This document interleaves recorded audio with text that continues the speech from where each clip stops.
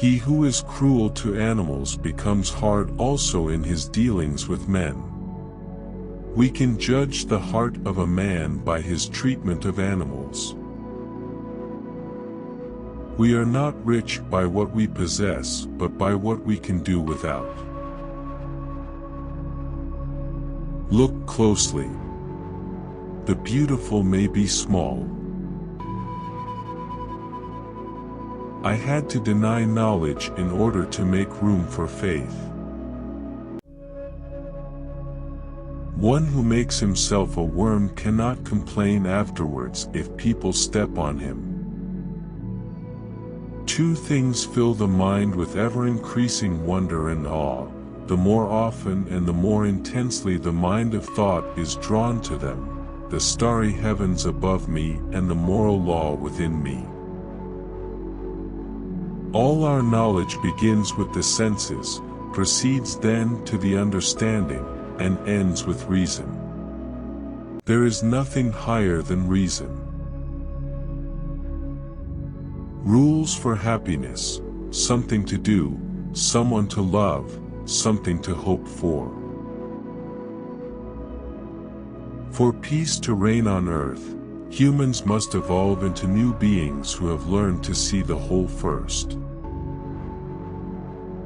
Out of the crooked timber of humanity, no straight thing was ever made.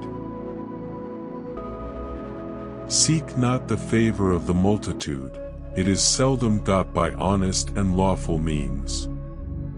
But seek the testimony of few, and number not voices, but weigh them. The busier we are, the more acutely we feel that we live, the more conscious we are of life.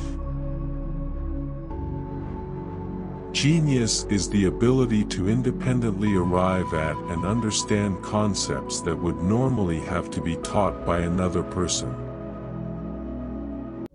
The death of dogma is the birth of morality. But only he who, himself enlightened, is not afraid of shadows. Space and time are the framework within which the mind is constrained to construct its experience of reality. Thoughts without content are empty, intuitions without concepts are blind. Have patience a while, slanders are not long-lived. Truth is the child of time, ere long she shall appear to vindicate thee. Dare to know. Have the courage to use your own intelligence. The reading of all good books is like a conversation with the finest minds of past centuries. We are enriched not by what we possess, but by what we can do without. Man must be disciplined, for he is by nature raw and wild. If the truth shall kill them, let them die. Treat people as an end, and never as a means to an end. Act only according to that maxim whereby you can at the same time will that it should become a universal law. How then is perfection to be sought? Wherein lies our hope? In education, and in nothing else.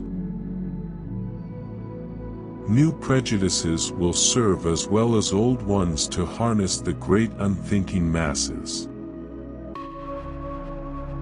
There is something splendid about innocence, but what is bad about it, in turn, is that it cannot protect itself very well and is easily seduced.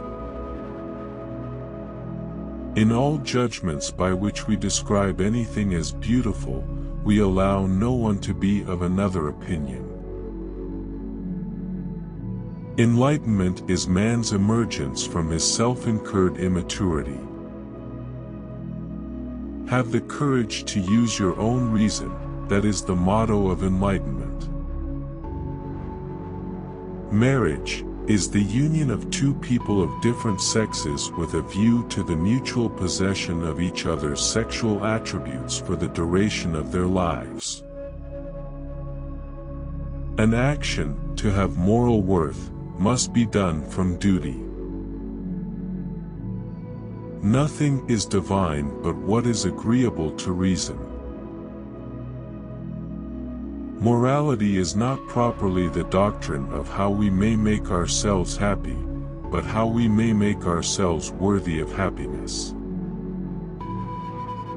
Two things fill my mind with ever-increasing wonder and awe, the more often and the more intensely the reflection dwells on them, the starry heavens above me and the moral law within me. Experience without theory is blind, but theory without experience is mere intellectual play. Only the descent into the hell of self-knowledge can pave the way to godliness. But although all our knowledge begins with experience, it does not follow that it arises from experience. Nature is beautiful because it looks like art, and art can only be called beautiful if we are conscious of it as art while yet it looks like nature. Without man and his potential for moral progress, the whole of reality would be a mere wilderness, a thing in vain, and have no final purpose. Act only according to that maxim by which you can at the same time will that it should become a universal law. All human cognition begins with intuitions, proceeds from thence to conceptions, and ends with ideas. Two things fill the mind with ever new and increasing admiration and awe, the oftener and more steadily we reflect on them, the starry heavens above and the moral law within.